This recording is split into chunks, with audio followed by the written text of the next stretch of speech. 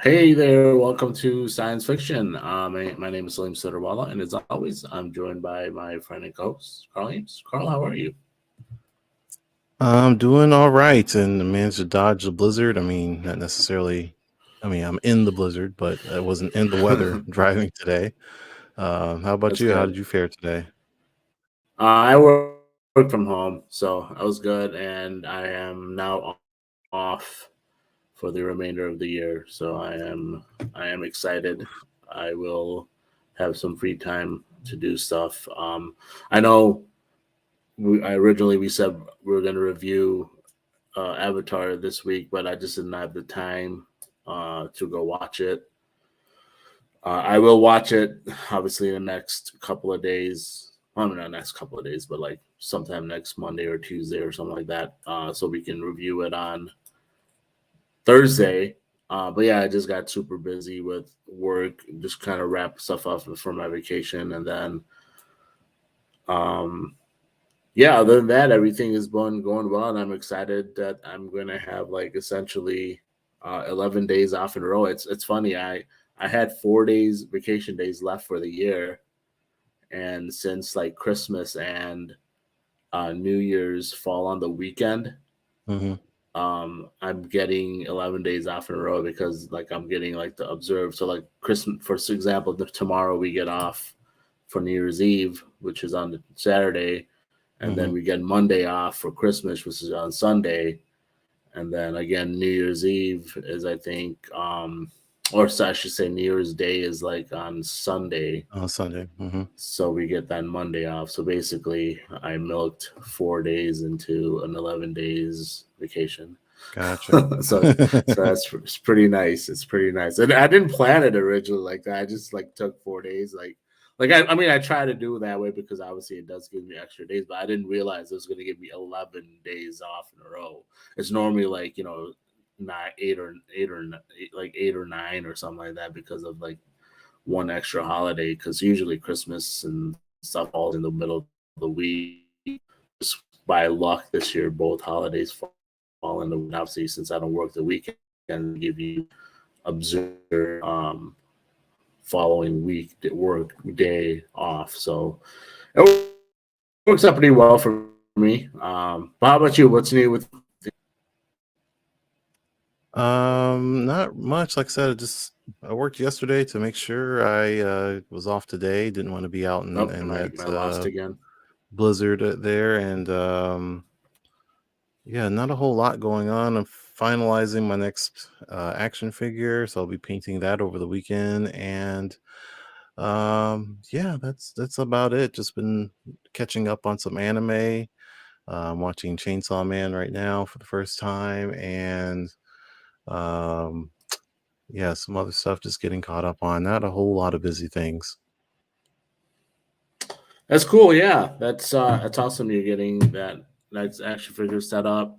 Um, I've been also like I'm a downtime. I've been mostly watching movies.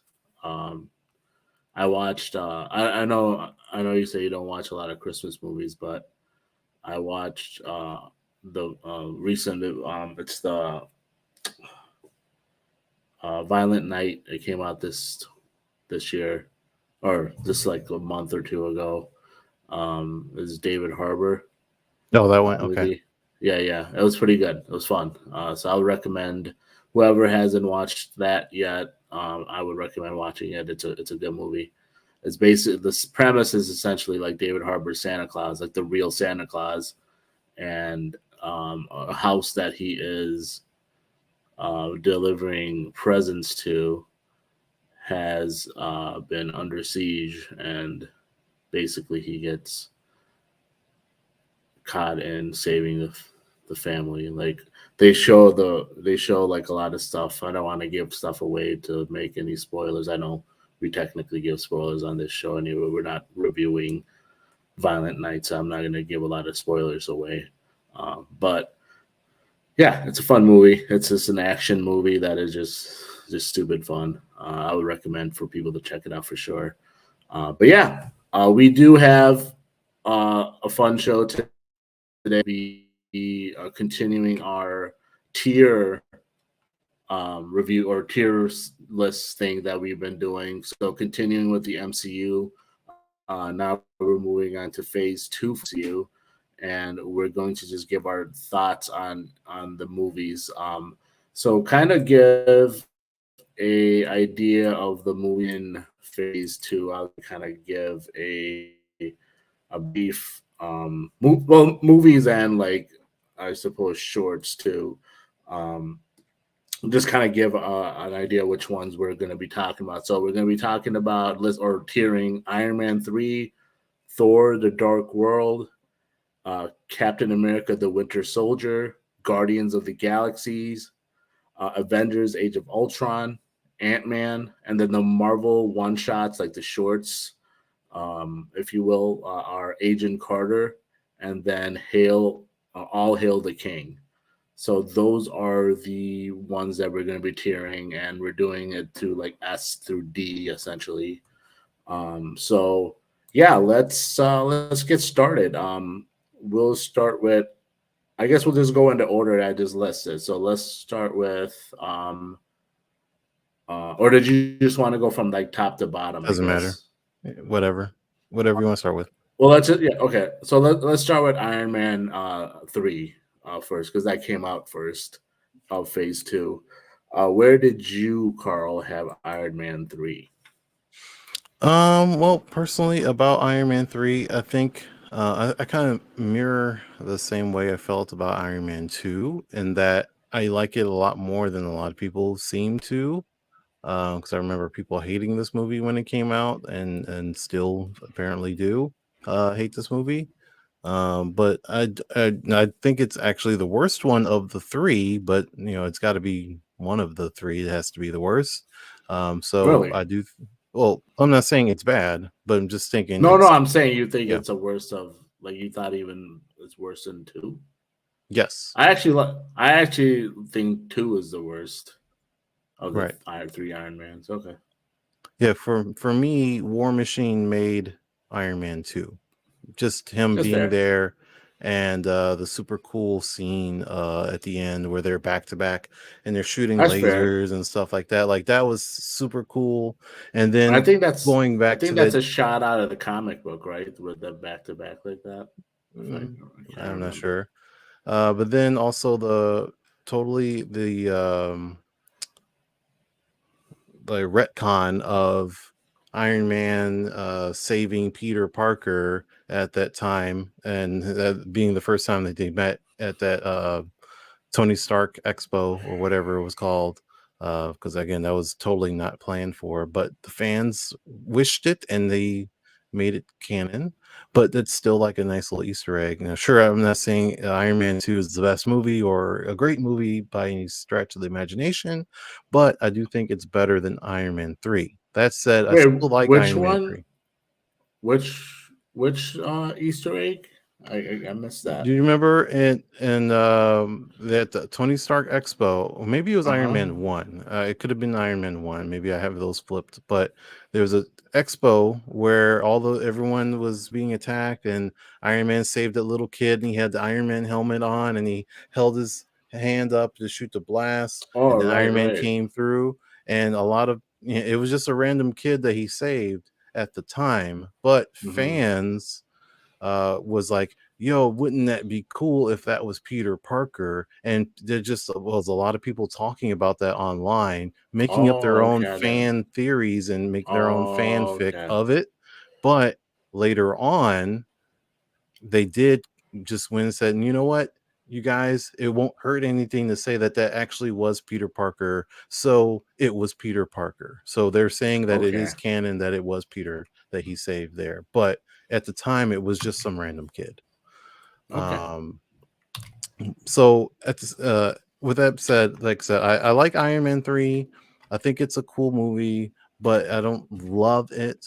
Um, it's like the whole PTSD of Avengers is kind of one of the reasons why I don't like it.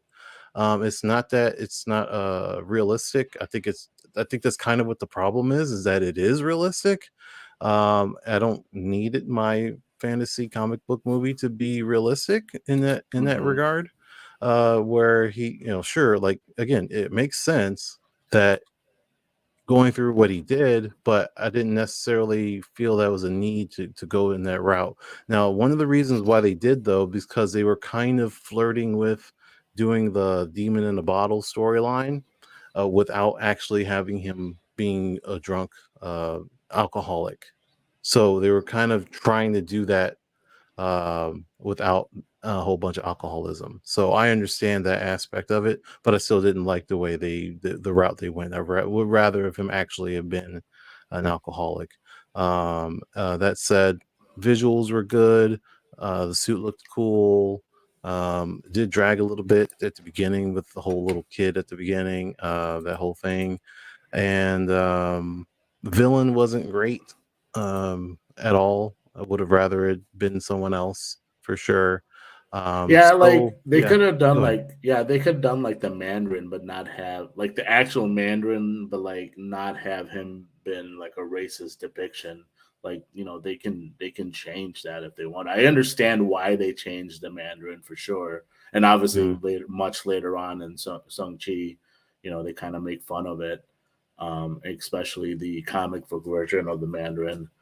mm-hmm. But yeah, I don't disagree about that either. Yeah, and they definitely. I mean, they I wouldn't say. Yeah, they partially was shot themselves in the foot with the whole Mandarin thing because they didn't do him fully. Like once it was revealed with the Trevor Slattery character and the whole um actor part of it all.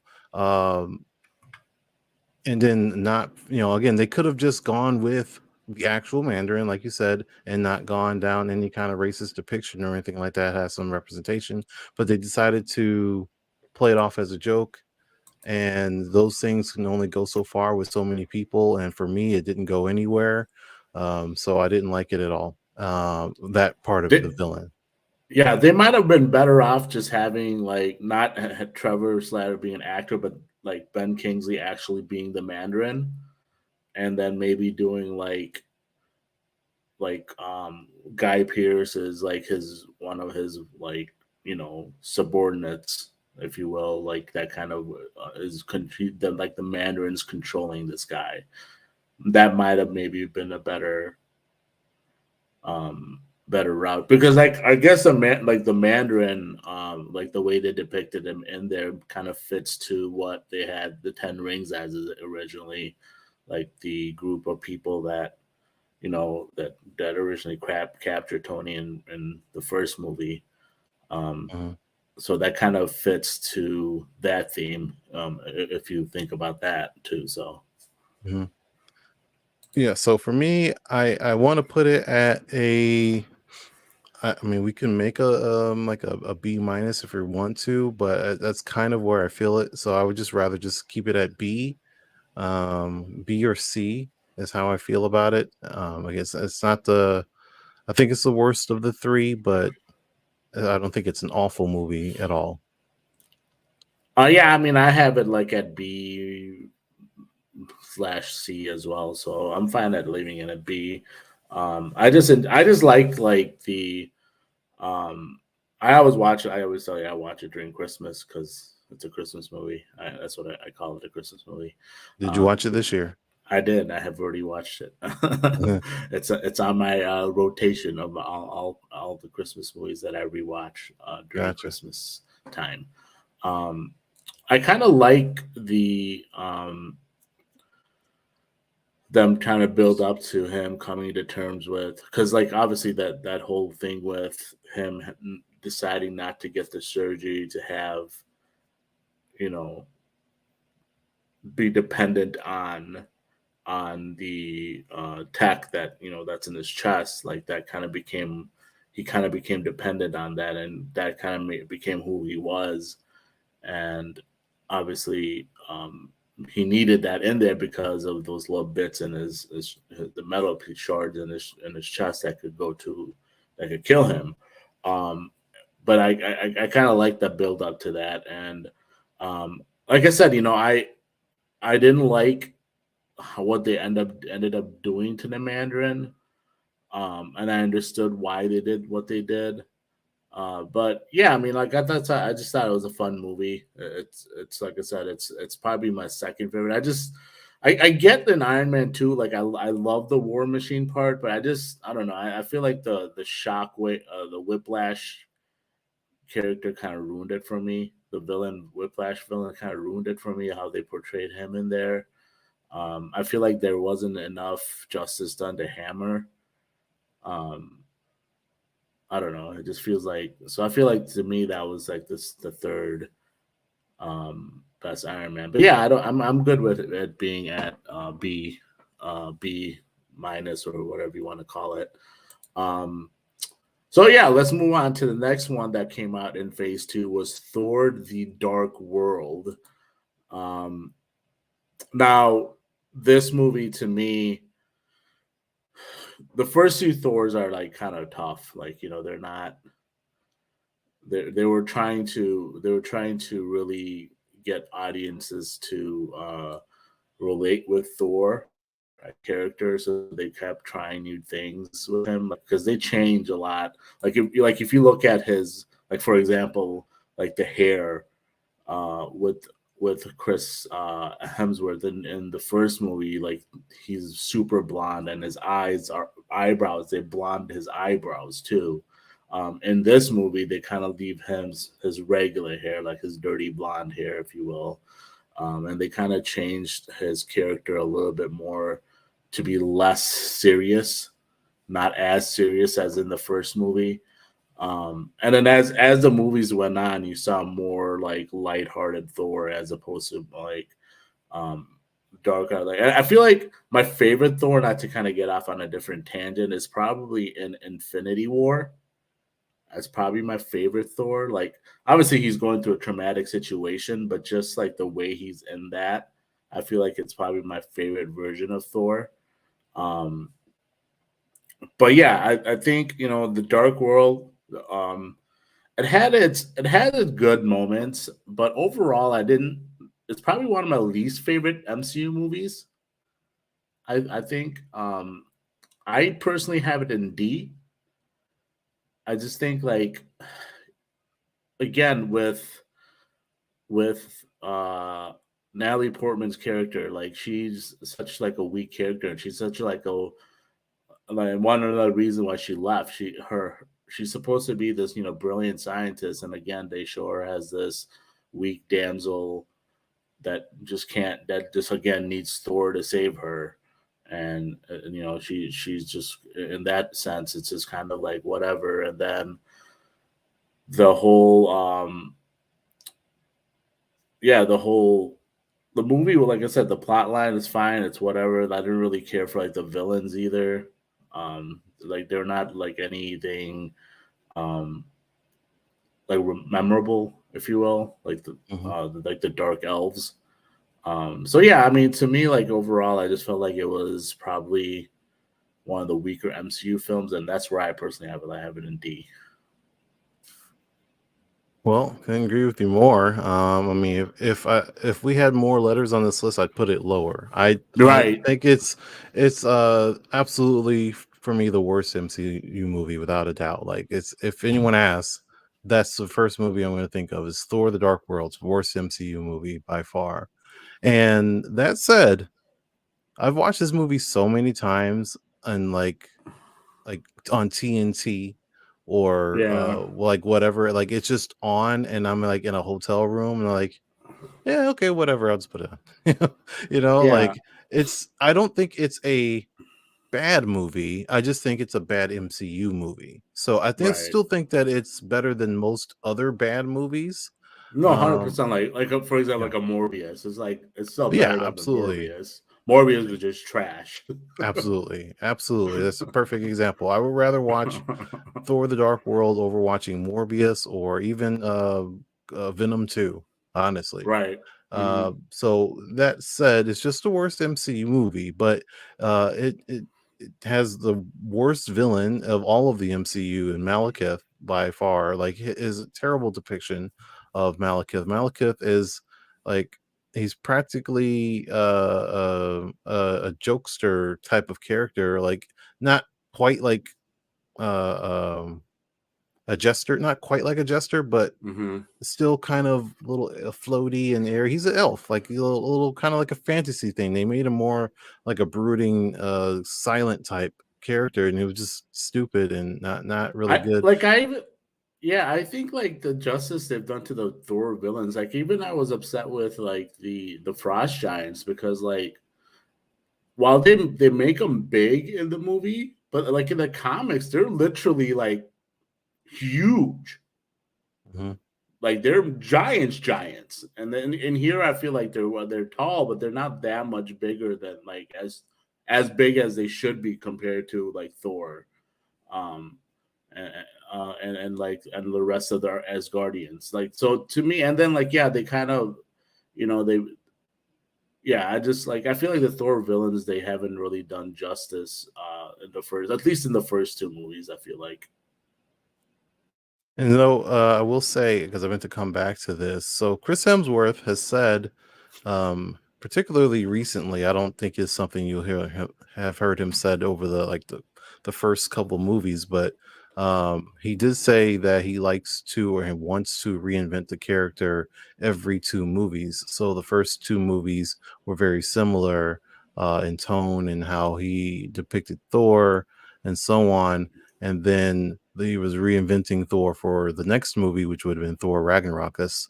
the third movie, and then Thor Ragnarok and Love and Thunder. He's very similar in character. Uh, in Taika Waititi, uh, uh, directed and so on. But he says in the next movie after Love and Thunder, whenever that is, whatever it is, he wants to reinvent Thor again. So we can't expect Thor to one the Thor 5 whatever it is, he won't be like he was in the first two movies, and he won't be like hmm how he was in Thor Ragnarok or in Love and Thunder. He's going to be actually different again. So we don't know what that means and how they're going to make that change. It most likely means that they won't go with Taika as the director because of his directing style and his yeah, writing style and stuff like that, which I don't have a problem with. But if he wants to actually reinvent the character, you can't keep using the same directors and art directing and costume designs and stuff like that. You have to actually change a lot. So I would expect Taika is going to move on to a different project or just maybe not do anything else in the MCU. Who knows? But right. I would expect another shift in that character. You were saying something? Yeah, I was just saying I prefer that. I mean, nothing against Taika, and like I said, really like Ragnarok, but I just was I didn't I thought Love and Thunder was too silly, like to me for me. personally, just for me personally. Like, I'm not trying to say if anyone else liked it that they're crazy for liking it or whatever. Like, for me, just personally, it just got too silly, and I just didn't. I get like they're more like Thor is more similar in Ragnarok and Love and Thunder, but like I feel like in Love and Thunder they made him like a super himbo. Like, he was much more airheaded in Love and Thunder compared to the other movies, and I didn't like that, and I was just like, man, I don't like what they're doing with Thor here. I didn't like the random like the jokes just for like a little bit too much at times to me personally. Like I said, um, but yeah, I would like them for them to move on from that direction, and it'll be interesting. It'll be interesting to see what he portrays Thor as next. And just go back to a point that you were making before. So Thor Ragnarok, again, he went in another direction with Taika, and the movie was very funny, and he was way more lighter of a character going into it. But by the end of Thor Ragnarok, you have him go through all of these events, and Asgard is destroyed by Surtur, and so on, and then he goes onto the ship, and then Thanos kills another half of his Hmm. remaining of Asgard. So by the time he hits Infinity War, like you said, he's very broken and he's gone through a lot of traumatic things. He wasn't quite as silly, and it really was a different character for that particular stretch between Infinity Right, but War and for Endgame. Endgame, right? But when you go back to Love and Thunder, all that stuff is over and past him in Asgard. Although he lost his Hmm. father, he lost Asgard, he lost a lot of friends and stuff like that. It is over, and he can go back to a little bit of But they still normalcy. show him. He still show him as being lost, as who he is and what he should be doing in the first part of the movie. Like, he's still very much lost. Right, and he's also hanging out with the Guardians of the Galaxy, a very Right. very silly group of people. you Right. know so like that can get him back to being, because when he left, he wasn't like, when he left with Guardians, he wasn't like super like broody man or super pop, airy airheaded type of guy. He was still like, Right. he was ready to move on, but he wasn't ready to have the responsibilities of running Asgard or doing anything like that. He wanted to get away from it all, and the Guardians were his escape for that. And he started being goofy with them, which gave him back kind of the vibes that he was having with Ragnarok, is all I'm trying to say. So when he's No, going sure. to the next movie, um, I expect him to probably start that way, and then something happens, and then he starts to make a shift in movie, as opposed to just starting a new movie as if it was like going from Ben Affleck to Robert Pattinson Batman or something like that. No, no, it's going to be him actually making the change in real time, so that then the rest of the movie, whatever the next movie is, he'll be a different type of character, and then he'll have a different type of motivations and so on. At least that's what I expect. That's fair. That's fair. So yeah, we're settled on D for that. Let's move on to the next one. Captain America: The Winter Soldier. That's the next movie that came out in this theme. Um, for me, I have this S tier. Like, to this day, it's still probably argue my favorite movie, MCU movie. Um, I just the entire storyline, everything I love. It's like super memorable. Um, the connect that's like when you first see the real connection and relationship building with him and Sam Wilson. Um, you see more and more what Captain America is like. He's very much not a just a company guy, right? He's about doing the right thing more and more. And obviously, you see that in the first movie too, because like the one line that always sticks out to me when he says in the first movie, he's like, "I don't like." He's like, when Stanley's Tucci's character is telling him, "Oh, so you want to kill Nazis, or you want to kill Germans or Nazis?" He's like, "I don't want to kill anybody, sir. I just don't like bullies, no matter where they're from." Like, that's the heart of Captain America, and like you see more of that as you're getting into Winter Soldier, and then the whole buildup of him finding out who Winter Soldier is. That is Bucky. like the whole connection between them, like how close they are, and how he's like obviously from then on it kind of that movie kind of shapes the rest of MCU up till I would say Civil War at least, or even after Civil War, because like everything, his relationship Bucky is the reason why the Avengers break up. Essentially, like that's pretty much the reason why the Avengers break up.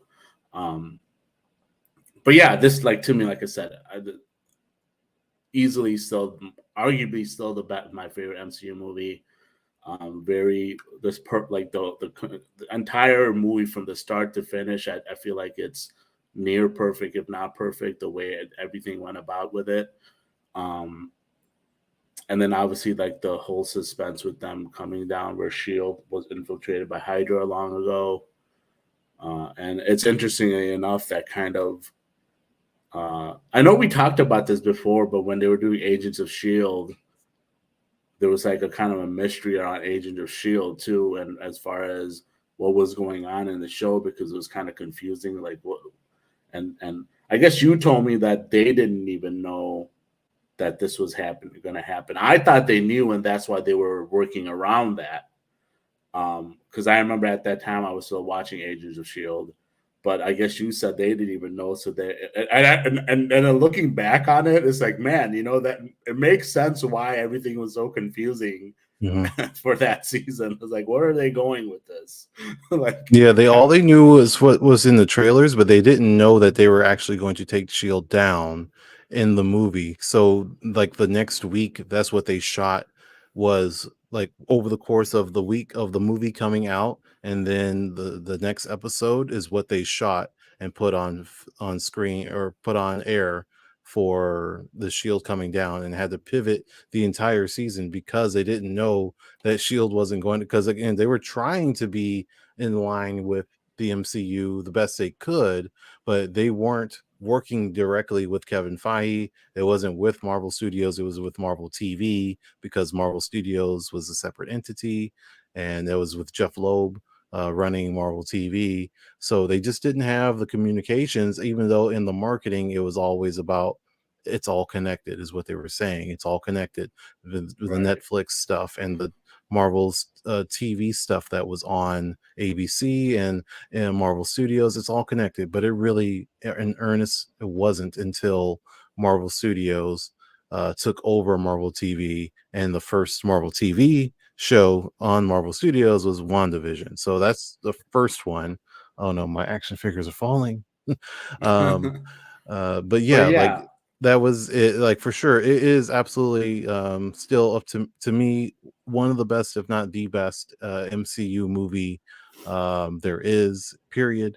Uh, it's like you said, near perfect. It's almost, you almost don't even need to have watched anything before that to watch this movie. You could just jump right in and watch it as a standalone movie and be all right. Like sure, there would be some things that you wouldn't know, or some things like some context of like how big a deal Shield is, but there's enough in this movie that you don't need to have watched Captain America: The First Soldier or watched even the Avengers movie to get how important and impactful what's going on in this movie is, and how it is going to go forward, and how important Shield going down is, the relationship with Bucky and Steve, and so on. Even Natasha as well with mhm. Fury, and all of these characters were so well done.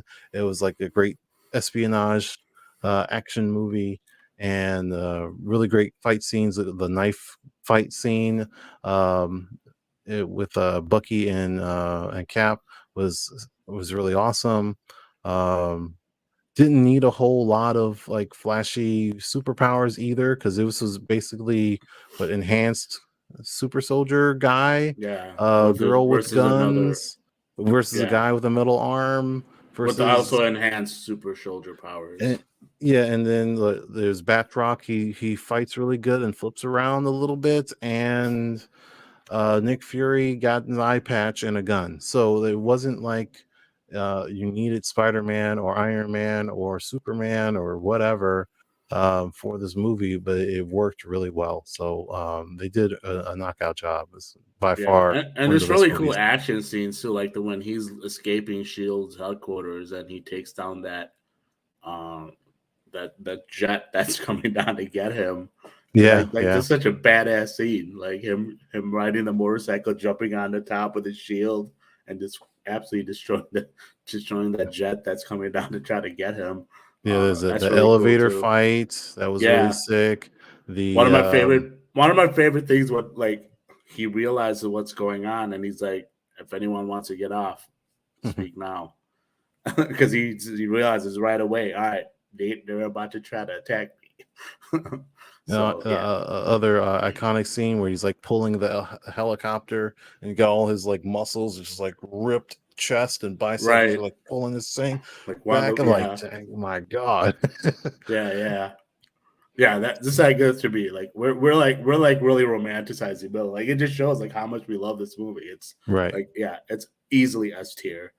Um, so yeah, let's move on. I think the next one, Guardians of the Galaxy. Um, to me, this also like I have it at S, but A is probably the lowest I would go with it.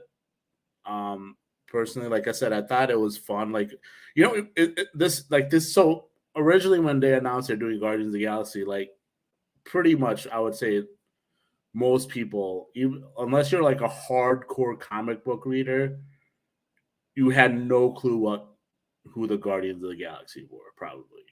And I mean, I wouldn't say I'm a hardcore comic book reader, and I read sufficient amount of comic books, but I didn't know a lot about them. I knew, but I heard about them in passing, like just from reading random issues, but I didn't know like a deep thing about like I hadn't read extensively about the Guardians of the Galaxy. So I was like, interesting. This is going to be interesting that they're doing an entire like movie about these guys. Um, and when it came out, obviously, like it was really well received. Like it was probably one of the best well received MCU movies, considering the characters. I mean, the actors they picked obviously are really good, and obviously you get one of the best like castings in Dave Bautista for MCU for his character that he plays, and he plays it like marvelously. You obviously have Peter Quill, who are Chris Pratt, who does pretty good justice to Peter Quill. Um, the entire storyline is pretty good too, like how they're just this ragtag bunch of you know outcasts that kind of become a team together and are able to essentially save the galaxy, if you will. No pun intended, or whatever you want to call that.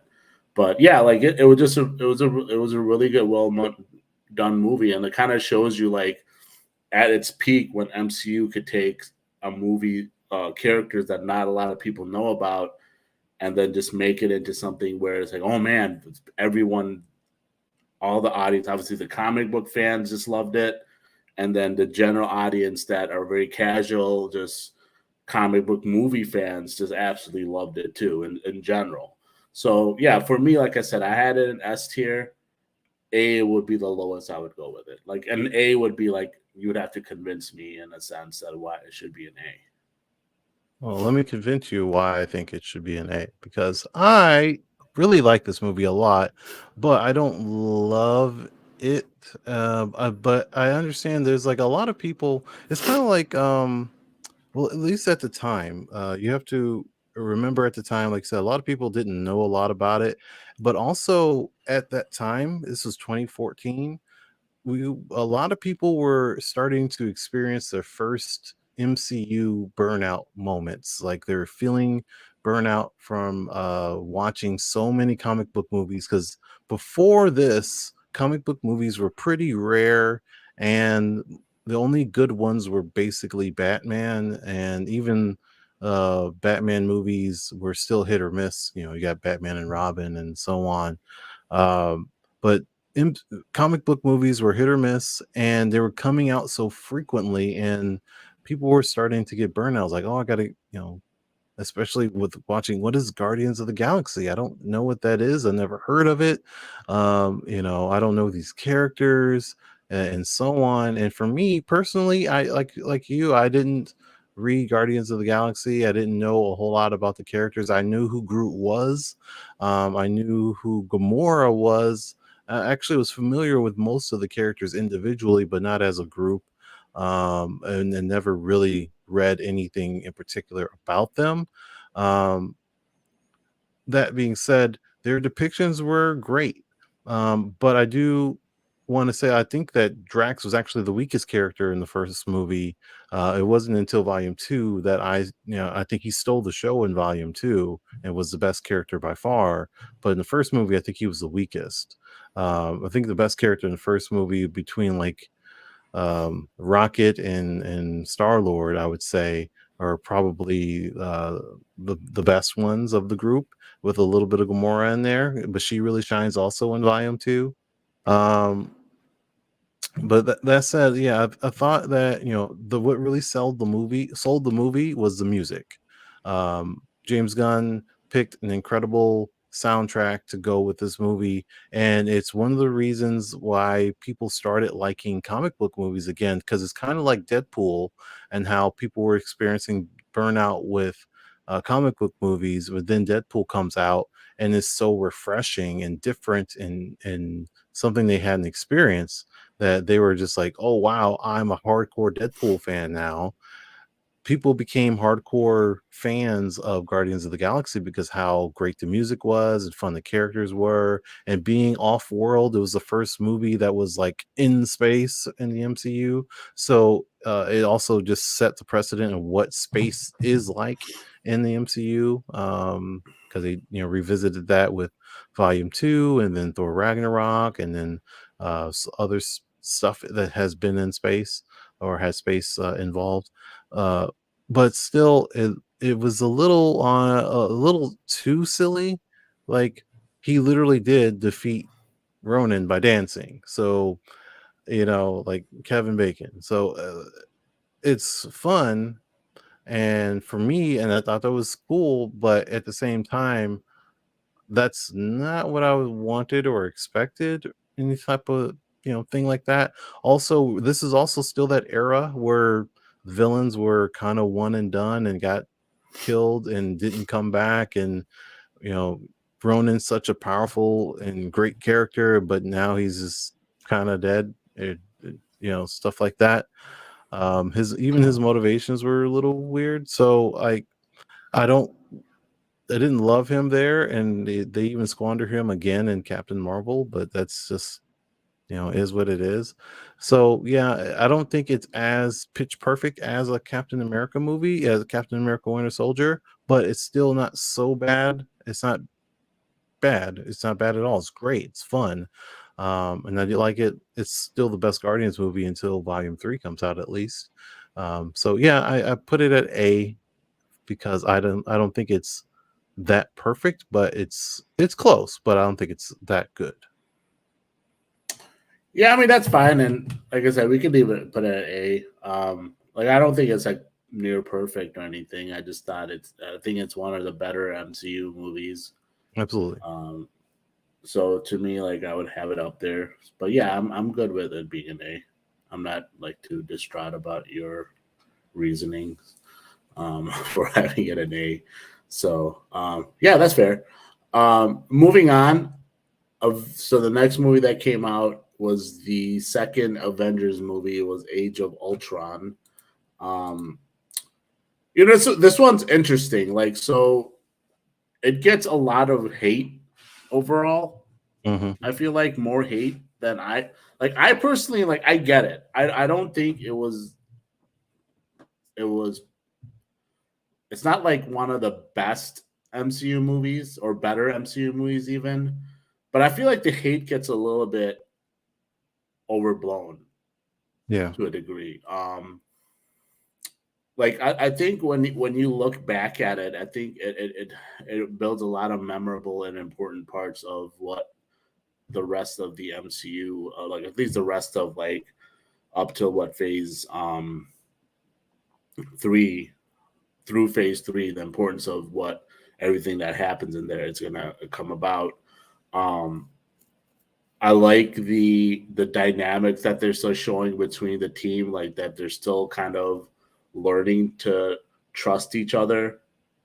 What they're still, they've been working together, but they're still very individual egos. They all have very um, the way they go about each other, and still there's, and then you still, and that movie you really start seeing Tony's side of, his like, I want, like, that's the start of like Tony versus Cap, essentially. Like the sides of Tony versus Cap, as far as Tony wants to do whatever it takes um, to supposedly secure Earth and save the world and do the right thing. But Cap is more like, I'm not going to compromise my beliefs and or compromise my how do I say this, um, morality to do whatever it takes, in a sense. So that's kind of the beginning of that too. And obviously you kind of see the buildup of that dynamic. Then you get to introduce, obviously, um, the twins. I know you get introduced Wanda, obviously, in that movie, which is really cool. Vision appears in that movie with the. I always forget which stone they put in on him in this movie, in this MCU. They put what, Mind Stone. Mind Stone, the Mind Stone. That's right. Um, the only one thing I didn't care for, and it's a Josh Whedon thing. Like, Josh Whedon likes to kill characters randomly, and I didn't really care for them killing Quicksilver. It doesn't make sense because he's fucking fast as hell, so he should have been able to dodge those bullets. It is just dumb. Like why would why did you kill Quicksilver? That didn't make any sense. It was not needed. It just, like I said, he's really fucking fast. He could dodge those bullets. Like, there was no reason for him to get killed right there. Just in that way. That's probably the one thing I didn't like about it. Really dislike about it. So for me personally, I have it in B. Like I said, it's a solid movie. It's not as bad as people make it out to be. Obviously, it's not great by any means. But like I said, it's a solid movie. It's enjoyable. I've rewatched it many times. I do like. I didn't even got to talk about Ultron. Like, I like Ultron, and I think they get the character pretty well, because in the comics he's like that too. Like, he's kind of contradictory of himself in a way, and obviously Vision originally is a villain too in the comics, but in here they straight up have him as a good guy. Um, That's funny oh, because and I hated Ultron. oh, really? I thought it was Ultron was fine. Hated One thing I'll say, one of my favorite parts about this movie, I love the Easter egg they have of Cap being able to lift Mjolnir. Mhm. I did a fist pump because the table shakes. It's like, dude, Cap should be able to lift this thing. He's worthy. And then obviously they do like and they show Thor kind of sweating. He's like, oh no, he's gonna lift it.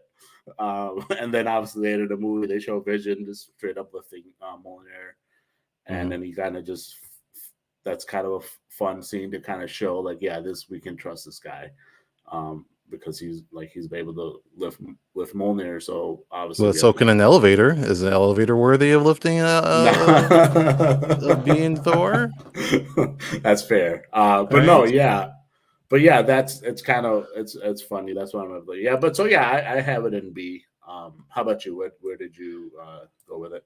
So yeah, I hated Ultron in this movie. I disagree with your perspective and that he was faithful. I thought he was not faithful because, to me, especially Really? when you've watched Earth's Mightiest Heroes, the Ultron on there Yeah. is like perfect. This is like a couple of years after that Ultron on that animated series um, came out. But for me, Ultron he doesn't have personality. But they That's gave him a true. personality in the movie with That's true.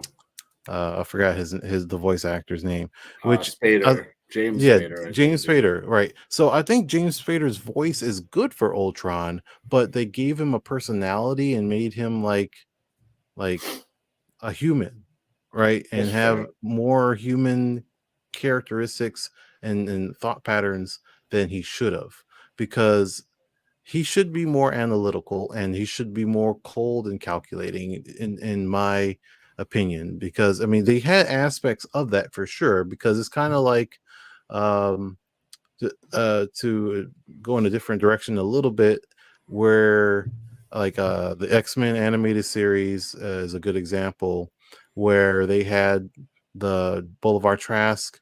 He created the Sentinels, and he's like telling the Sentinels, make sure you kill all of the um the mutants or whatever.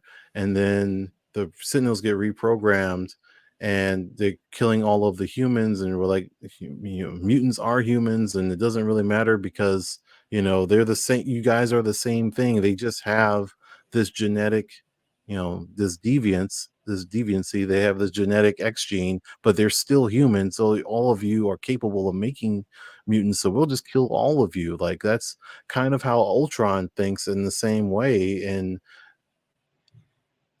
I didn't think that. I mean, I think like some of the motivations, like what was actually done, was that way, but him having the personality to go with it, where he's like singing songs and making jokes and stuff like that, was like hitting it in the wrong direction. Um, but it wasn't super bad. It's just I wish he was more cold and more just like a black and white yes and no kind of villain for me. That said, like I said, I agree with you, though. I don't think it's nearly as bad as most people seem to think. I think most of their reasoning on why they think it's bad is the whole Hulk and Black Widow thing, which at the That's time fair. I totally was fine with.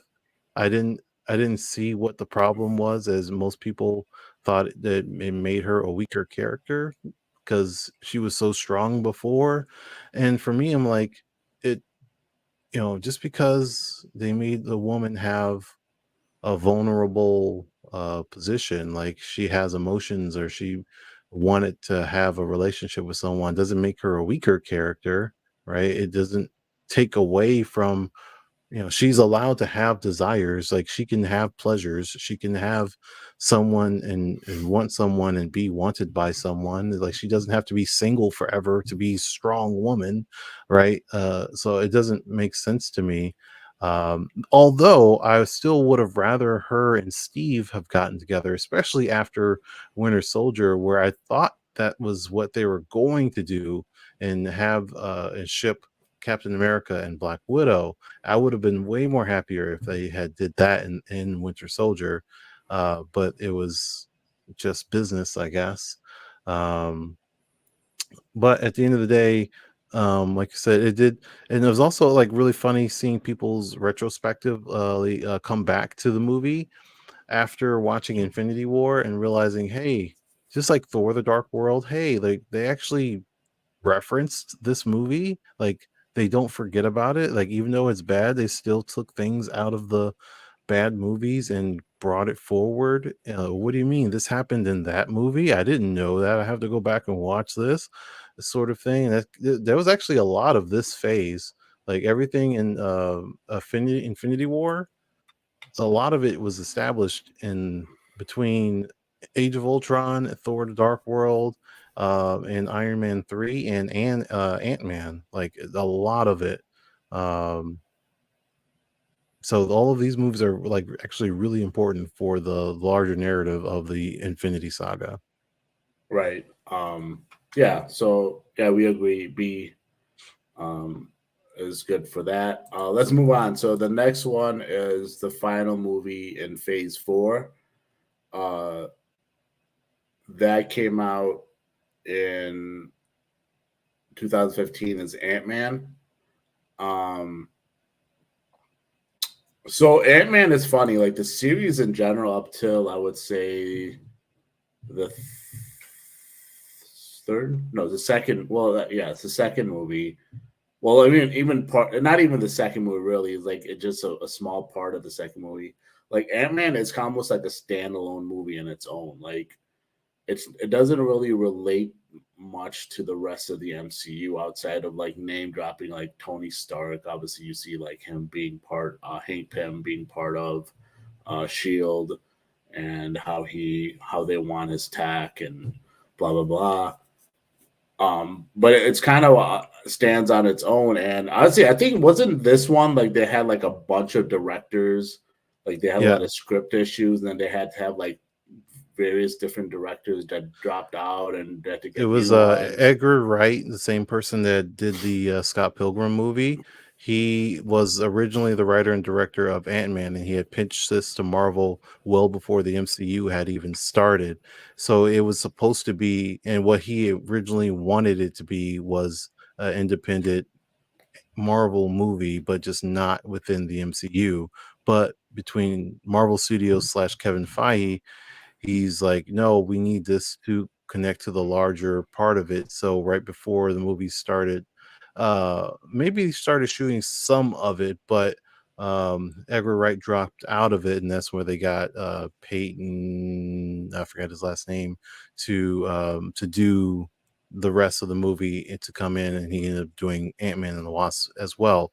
But it was basically because it was meant to be, like you said, it does stand alone because they didn't change the script, not that much. Like it was still the same premise, the same kind of movie that was originally pitched by Edgar Wright, but they only changed a couple parts so that it would connect to the rest of the MCU. And then going forward, Peyton, it was the director of Ant-Man and the Wasp. I think he's doing Ant-Man Quantumania as well, Okay. if I remember correctly. But Yeah. yeah, that's you're right on that.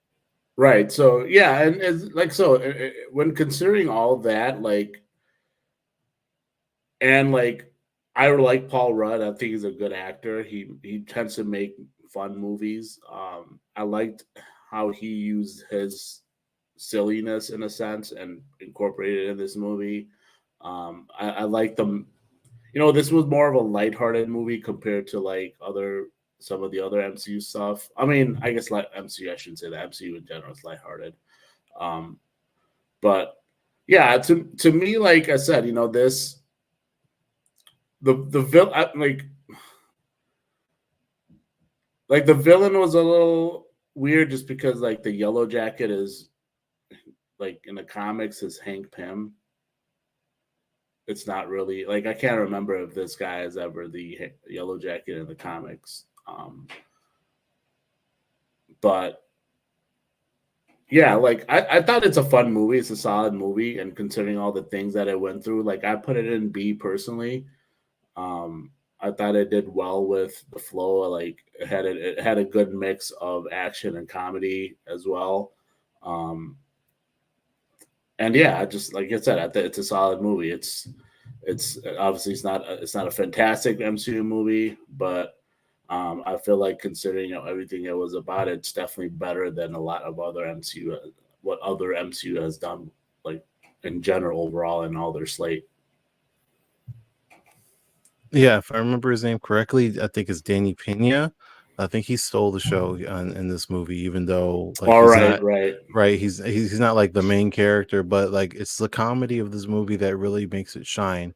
Not so much the plot, not that it's bad. It's one of those. It's a solid movie. It's okay, but then it's really funny. So right. it's enjoyable. It's again another movie that if it's on, I would just watch it and have no problem with it, but I agree with you. I don't think it's bad by any stretch. I don't think it's exceptional by any stretch either. So it like a B is a nice middle of the road grade for it. Yeah, and it's funny, you mentioned him as an actor. He's been in like so many things. Um, like I guess maybe that was his big break to be in like a blockbuster. But because I remember him being in so many like various different things. I'm trying to look his if I can find his. Wait, that's not him. I'm trying to look at his IMDb, and it's such a. Hold on, let's see if this one might. Because he had, like, I just always remember him in like a lot of random things. Um, what the heck is this? No, while you're looking that up, I'll just go I and can't say find it. I really, even though You know. well, actually, like what you're saying, Yellow Nope, looks like Jacket is I. not Hank Pym in this movie, but that being said, I completely agree. I feel betrayed though, like even with Wasp, like we didn't get Janet Van Dyne until later, but like there was like a little Easter egg of it, and I feel like come on, like we have everything is relatively accurate to the comics. We don't have Hank Pym, we don't have Janet Van Dyne. Like I really wanted them to be a part of the Avengers, but we ended up getting the roster that the Avengers had in the first movie and the second movies, unchanged. But Hank Pym is such a big, important character. He's one of the smartest, if dang near as smart, maybe smarter than Tony Stark. But yet we don't get to see that in the movies. And we get Scott Lang, we get this other Ant-Man as well. Um, and in general, I know the reasons why, but I don't want to get into that today.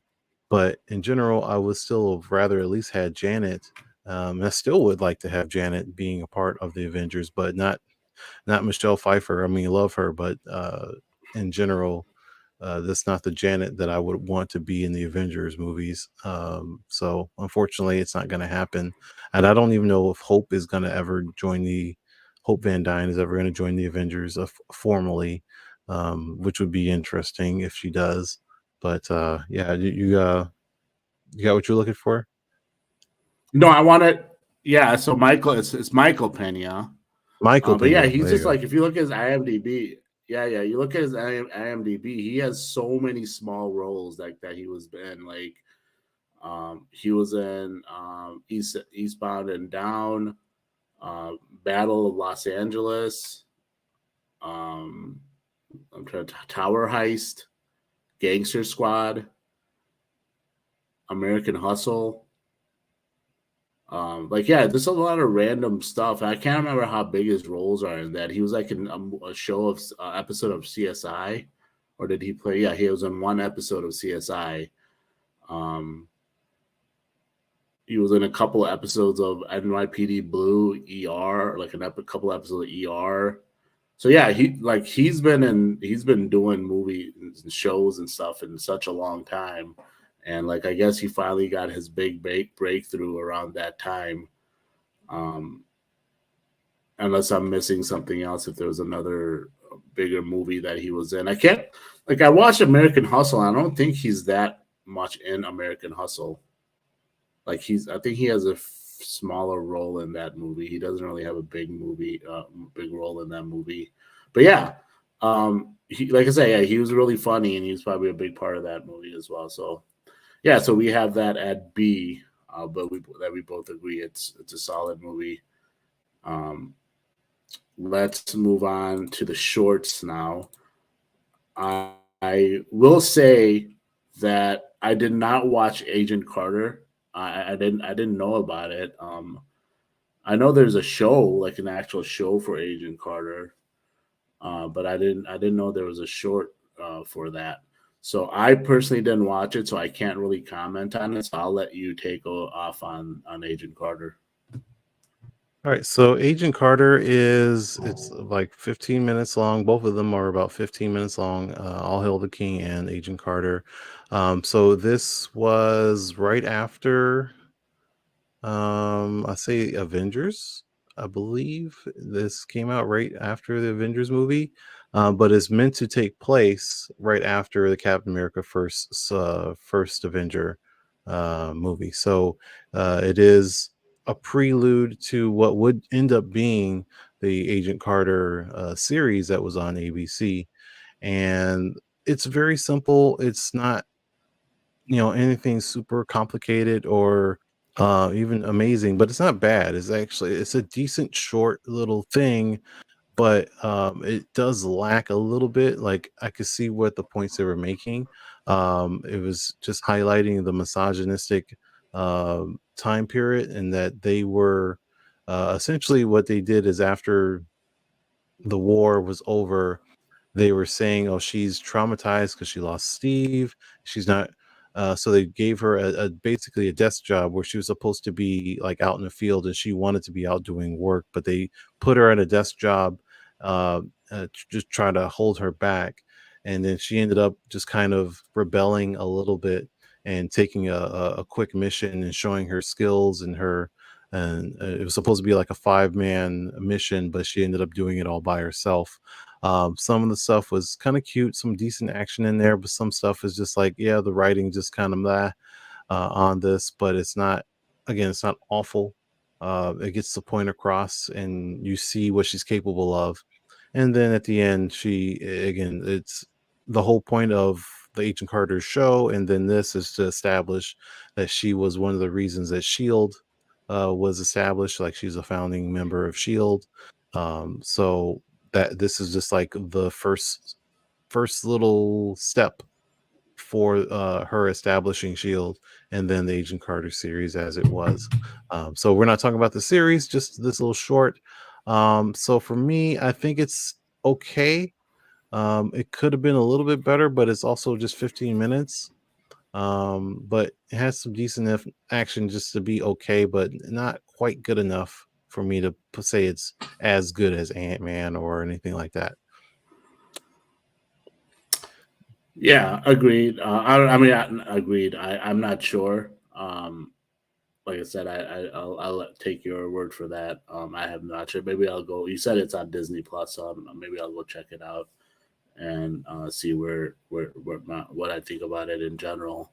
And finally, we'll go with All Hail the King. I have seen that. I actually saw that like a year before Shang-Chi came out because I hadn't heard about it, and then I found out that there was something out there, and I found this short somewhere online because I was searching for it. I was like, how come this is not available anywhere? Like, what the heck? Like, how come not easily available? And I found it on a random streaming site. Um, I really enjoyed it just because, like, I thought it was interesting. Like, it came out in 2014. And I feel like MCU at that point knew that they wanted to do something with the Mandarin character the way that they did in Shang-Chi. Like I felt like they had something set up already. And I don't know if maybe at that point they had Shang-Chi in the works, I like highly doubt that it. character. I wouldn't doubt it. I would like the idea of the character. I wouldn't doubt it as far as wanting to do the movie at some point because these things don't just pop up overnight. Like sometimes they take a while and they just think about where they want to put it. Yeah, they do. I mean, that's just a fact. Um, but anyways, so it was interesting and I really enjoyed it. It's a fun short. It's kind of cool on um, how they kind of build up to like that they're interviewing like the short is about them interviewing him essentially is supposedly interviewing him and then in the end you find out that it's not really an interview, it's the actual 10 rings or the Mandarin upset with him and coming to take him like I think like, if I remember correctly they were going to try to kill him or if they were just trying to take him because he had tried to portray the actual Mandarin. The actual Mandarin was just upset with him, and obviously later you find out he's with in Song Chi. He's been with the Mandarin this entire time. But yeah, like I said, I thought it was fun, and for me personally, because I thought it was like I said, it was solid. I have it in B as for myself. I thought it's like I said, it's well done, short, and I like considering how well it fits into what MCU ended up wanting to do later. Um, I think that's where I would place it. I would place it at B. All right, so I guess this is the only thing we'll disagree on. So I don't like it at that much, mostly because I just don't like the Trevor Slattery character at all. Even in Shang-Chi, he wasn't like anything that a character that I was excited to see or thought was entertaining or anything like that. It's just a weird character, and uh, Yeah, just the way they treat Mandarin and this is the whole situation is just I don't like. But just watching it again and I'm like, yeah, this I'm not feeling any of this. It wasn't until the end where there was a gun and then the guy that was interviewing was secretly 10 rings, and he killed what happened. He had the gun in the camcorder, and he used the gun to kill all of the other guys that were in the room, and then he kidnapped uh Trevor Slattery, and then he went to go be with the Mandarin. That was the whole point, was to extract him. And that's like you said, he was with the Mandarin the whole time. So like literally of the 15 minutes of it, I only thought 1 minute was good, and that was the last minute where he they actually was a little bit of fighting, and then they left. The rest of it was, him being worshipped as like a famous actor in jail and having bodyguards because they really like his Mandarin voice. And they was being silly, showing off like this like 80s version of a TV show, and he was like dressing up as different, you know, like a younger version of himself as an actor. It was just a little goofy, and a little too goofy for me, I should say. And it was already a character that I don't find favorable. So I didn't care for this at all. And I think it's like right in the D tier, but if you're in a B tier, then we can split it and call it a C tier. Okay, that's fine. Yeah, like for me, I just like it because of how they like that far in advance. They knew they wanted to do something with the Mandarin character, and I just thought it was cool uh, how they set that up essentially. So I just think that for that reason, that kind of swayed me over into wanting to be in B. Like I said, I didn't think it was like fantastic or great by any means, but yeah. So that's our tier list. I don't know if anyone uh, that is watching or watches this eventually has their own thoughts. You can always tweet at us or reply in the comments later what your thoughts are on the tier that we have. But any final thoughts as we wrap up here, Carl? Not a final thought, but a real quick observation that I made on Disney Plus while I was watching this stuff. So, super quickly, I want to show you or show the world, because we have some new additions to the MCU with Disney Plus. So, when I was looking for this stuff, I noticed, oh yeah, the Marvel Cinematic Universe in timeline order. Oh, neat, because Agent Carter definitely wasn't the second movie, and neither was Captain America. But Right. this is in timeline order. So I was just flicking through and saw, okay, this happens here. That makes sense. This was in the 90s and this was 2008 and so on. So that's cool. And I was just flicking through, and then here's the other shorts. Funny thing happened to Thor's hammer. There's the consultant. We were just talking about these things, yada yada.